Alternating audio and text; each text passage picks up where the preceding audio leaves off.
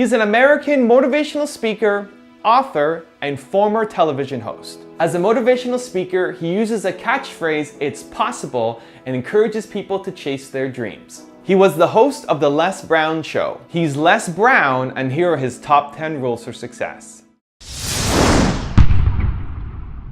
I do a lot of training for many corporations, and I conduct sales seminars, and I've heard all kind of guys doing techniques and training people techniques of how to close sales and how to work with and begin to control the sale and how to ask for the close. Let me share something with you. You can learn all the techniques in the world. If you don't believe in yourself, it won't happen for you. I learned all of it. So that's why I do a training called Focus on the Seller. You've got to focus on you.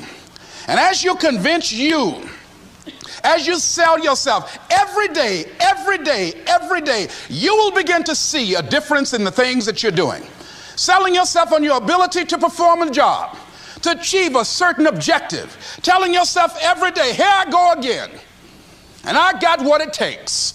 This is my day, and nothing out here is going to stop me. It's necessary that you be flexible, that you are always thinking of how can I improve this better. This is a customer-driven economy. It's necessary for you to always explore various ways in which you can improve the quality of service that you're providing for the people in your organization. I remember something, a major company had talked about the extra value service they were providing for their customers. And the lady who had the news conference summarized it this way. She said, "It's not our intention to satisfy our customers or to please our customers. Our intention is to amaze them." It's necessary, if you're going to compete today, that you look for ways to amaze your customers by being one of those individuals that keep your commitments, that keep your word, that's relentless. It's necessary as you work with the people that you bring into your organization, that they see that you are a good example of a person to work with, because you model integrity and determination and ambition and truth and honesty and the way in which you conduct business. The other thing is, take full responsibility for your life.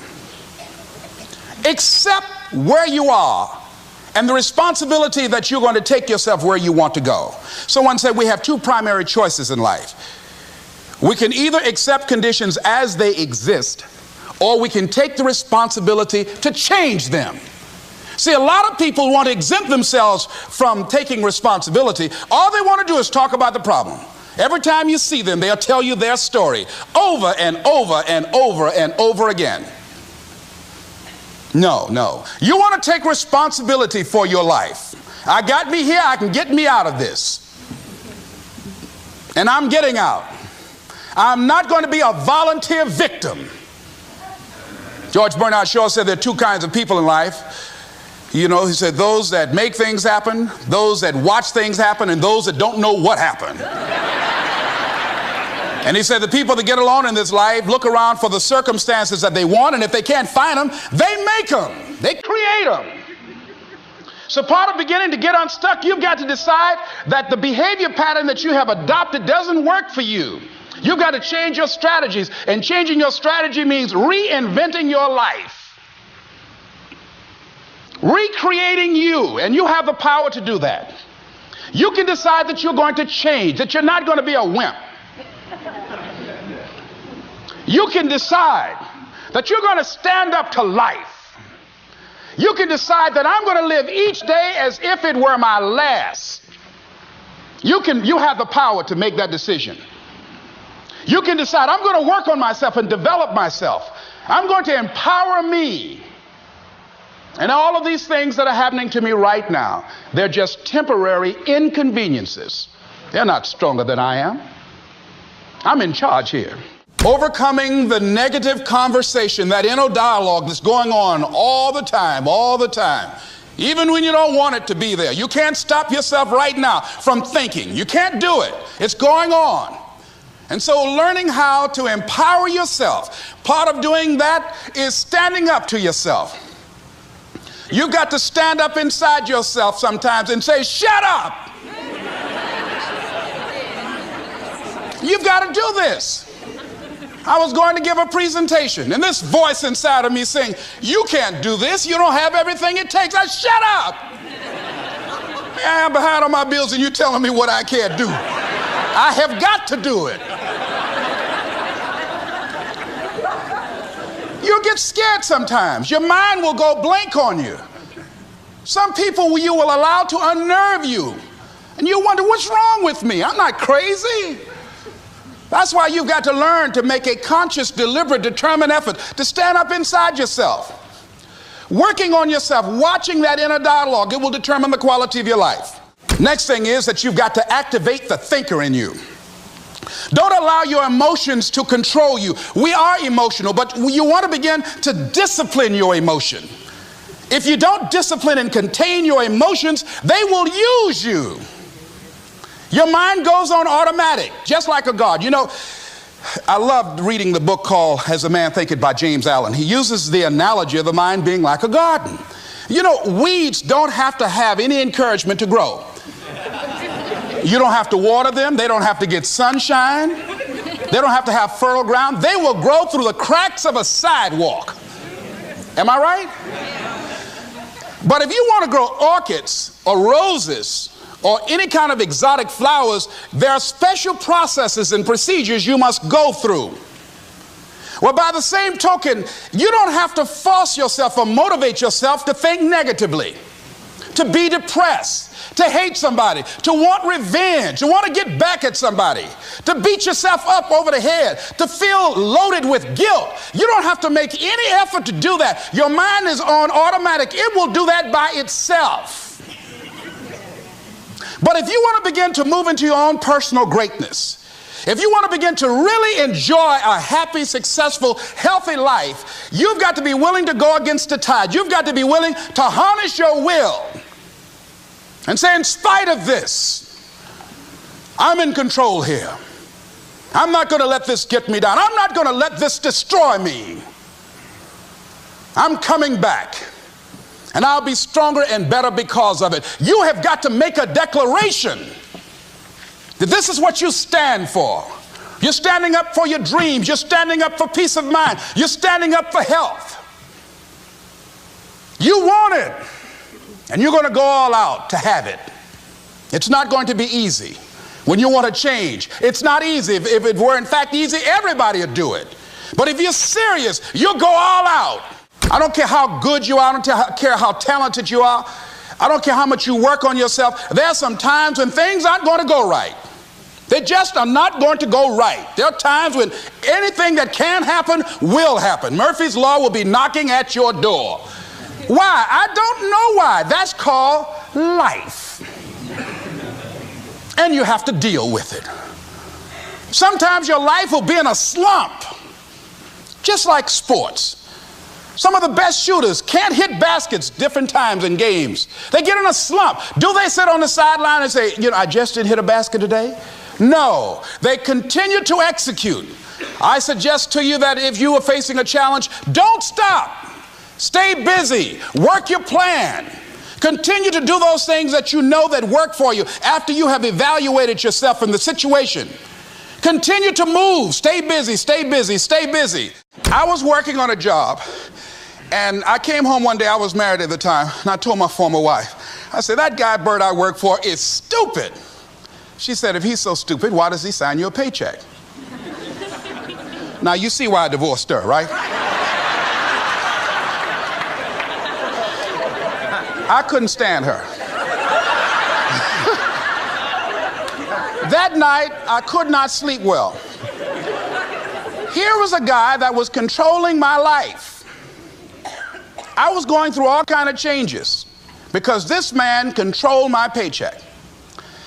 And it was Carlyle who said, truth crushed to earth shall rise again. Winston Churchill said, the truth is incontrovertible. Malice may attack it, ignorance may deride it, but at the end there it is. And we know scripture that says, ye shall know the truth, and the truth shall set you free. And the truth that I had to come to grips with, that I wasn't in charge of my destiny. The truth was that I wasn't giving all that I had. The truth was that there are some things that I wanted to do, but I didn't have the courage to act on those things. And the truth was that Bert Childs was a blessing to me. He made life so miserable for me, I had to start looking at my life differently. I started going to work earlier. I started being the last one to leave there. I started working harder than anybody else. The other guys could not. Why would you work so hard, Les? I said, I'm not working for them. I have been cheating, Bert, I thought. I've been cheating myself and my family. Wherever you are, whatever you're doing, do it with everything that you have. Develop the habit of giving more than what you're paid for. Develop the habit of setting standards that others will be measured by. Someone said, do not go where the path may lead, but go where there's no path and leave a trail. That in the process of working on your dreams, you are going to incur a lot of disappointment, a lot of failure, a lot of pain, a lot of setbacks, a lot of defeats. But in the process of doing that, you will discover some things about yourself that you don't know right now. What you will realize is that you have greatness within you. What you'll realize is that you're more powerful than you can ever begin to imagine. What you will realize is that you are greater than your circumstances, that you don't have to go through life being a victim. As Jack indicated, I was born in Miami, Florida, in an area called Liberty City, in an abandoned building on a hard linoleum floor with my twin brother. We were 6 weeks of age. We were adopted. When I was in 5th grade, I was identified as EMR, labeled educable, mentally retarded, put back from the 5th grade into the 4th grade, and stayed in that category until I got out of high school. I don't have any college training, but I met a high school teacher who one day changed my life. I was waiting on another student, and when he came in, he said to me, young man, go to the board and write what I'm about to tell you. And I said, I can't do that, sir. He said, why not? I said, I'm not one of your students. He said, it doesn't matter, follow my directions now. I said, I can't do that, sir. He said, why not? I said, because I'm educable, mentally retarded. And he came from behind his desk and he looked at me. He said, don't ever say that again.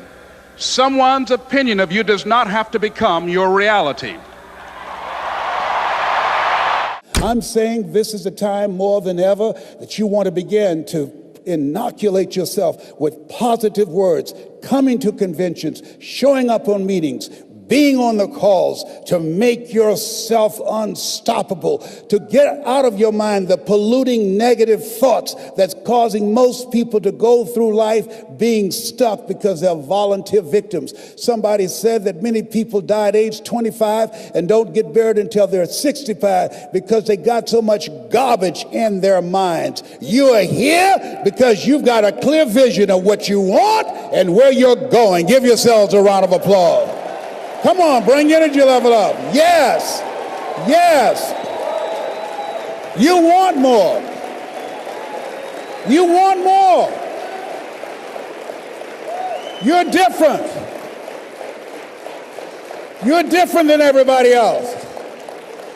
Don't worry if they don't get it. Don't try and convince people to do this business. A person convinced against their will is of the same opinion still. You are not like everybody else. You can walk outside and find pigeons, but if you're looking for eagles, it's going to take you a minute. You are different. It's lonely at the top. How many of you know it's lonely at the top? Raise your hands. It's lonely at the top, but you eat better. That's what I'm talking about.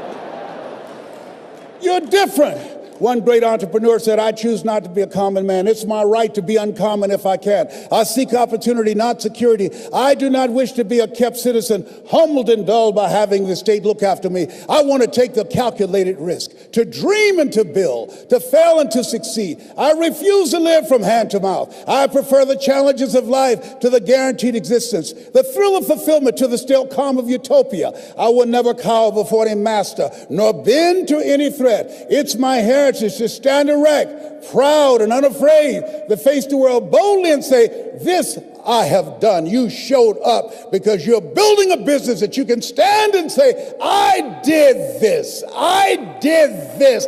This is my dream. Give yourselves a round of applause. Yes, yes. Yes! Yes! Yes! It's hard changing your life. It was hard when just over 3 years ago, in the Penobscot building in Detroit, Michigan, where I was operating my business, and I fell on some hard times, and I was sleeping in my office. It was hard coming into the lobby, and the security said, "Excuse me, Mr. Brown, can we see you for a moment?" And I said, "Yes," and I walked up to the counter, and he gave me an envelope. And he said, "Would you mind reading it here?" And I opened the envelope, and the envelope was from management that said, "This is an office tower. It's not a hotel. Please do not sleep in your office." And I said, "Excuse me, sir." I said, "I just work long hours in creating my business. I'm an entrepreneur. And right now, things are bad for me. But they're not going to be this way always. And I just asked for the opportunity to continue to operate like I'm doing. I'm not trying to make this my home." And it was hard coming through the lobby. And sometimes they would laugh. There's a guy talking about becoming successful. And look at him. He's bathing in the bathroom upstairs on the 21st floor. He sleeps on the floor. Him and 2 other dreamers up there. Look at him. It was hard, ladies and gentlemen, coming to speak to people. And I was facing financial difficulties in my own life. I was behind on my bills and my dreams, and I'm saying to them, you can live your dream. It was hard, ladies and gentlemen. It was very difficult to pick myself up each day believing that I could do it. There were times that I doubted myself. I said, "God, why is this happening to me? I'm just trying to take care of my children and my mother. I'm not trying to steal or rob from anybody. Why did this have to happen to me?" It was very hard. And here's what I want to say to you. For those of you that have experienced some hardships, don't give up on your dream. No one could have convinced me by holding on, by continuing to push forward, by continuing to run toward my dream, that one day I would have my own talk show.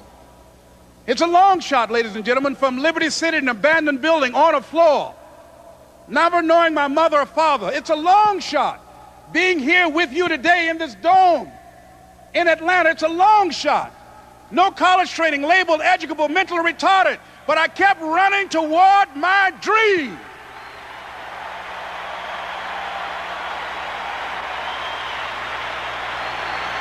Don't stop.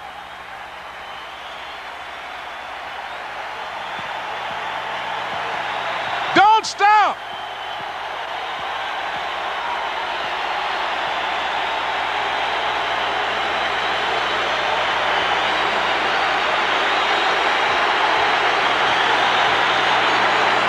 Don't stop running toward your dream. Thank you so much for watching. I made this video because Demo Healthcare asked me to. So if there's a famous entrepreneur that you want me to profile next, leave it in the comments below and I'll see what I can do. I'd also love to know which of Les Brown's top 10 rules hit you the hardest. He's one of my favorite speakers, so I'd love to know which of the 10 points meant the most to you. Leave it in the comments below and I'll join in the discussion. Thank you so much for watching. Continue to believe, and I'll see you soon.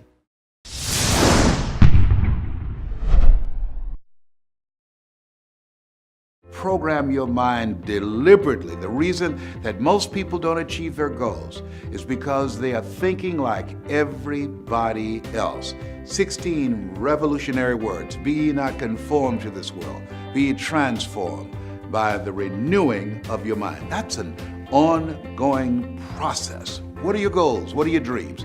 Earl Nightingale was right. You don't get in life what you want. You get in life what you are. And so you want to take the time every day to listen to things that can help to program your mind positively, because at the end of the day, if you don't program your mind, it's going to be programmed.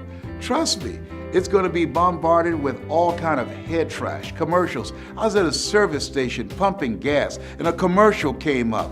I mean, you get on the elevator and commercials are there. You look at billboards, their messages is coming in, over 5,000, 10,000 messages on a regular basis. And so as you look at your goals and dreams, It's very important that you are intentional about controlling what goes on in your mind, because everything gets in through the eyes and through the ears. So, what do you want? What do you want for yourself? What I'm doing right now, I didn't do it for 14 years. You know why? Because I was suffering from possibility blindness. Have you thought about doing something and you looked at what you wanted to do and your heart said, I could do that. And then your mind asked, how? And then you start thinking, well, I can't do that. I don't have a college education. I can't do that. I don't have an MBA or a PhD. I can't do that. I've never worked for a major corporation. Why would corporations reach over people with PhDs and MBAs and years of experience and pay me to come in to do something I've never done?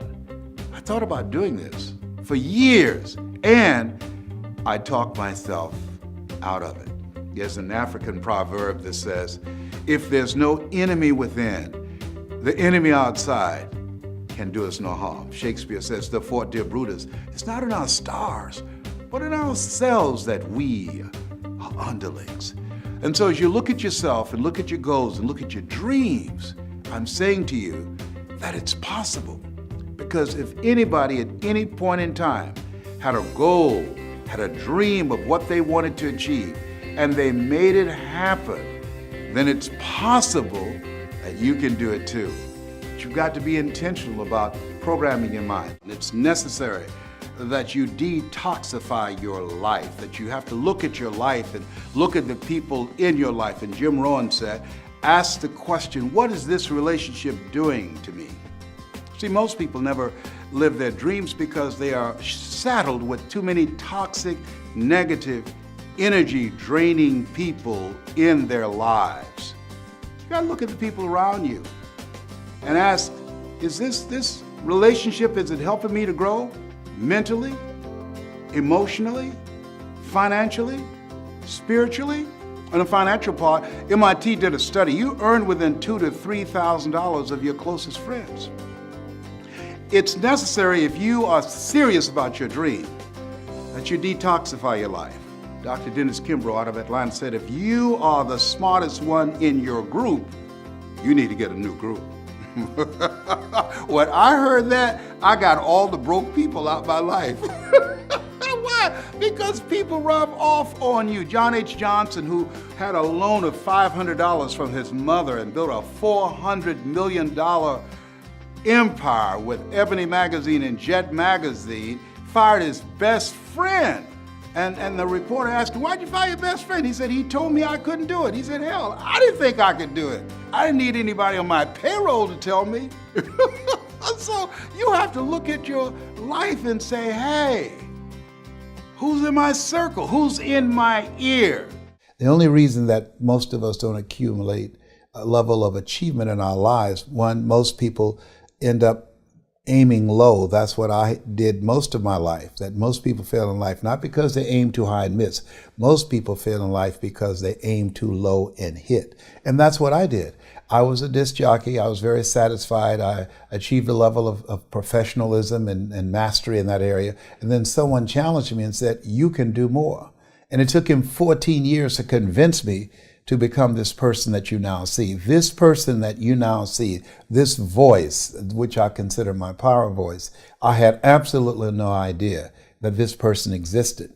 But there is sometimes in life, someone can take you to a place within yourself where you can never go by yourself. And he saw something in me. And sometimes you have to believe in somebody's belief in you until your belief kicks in.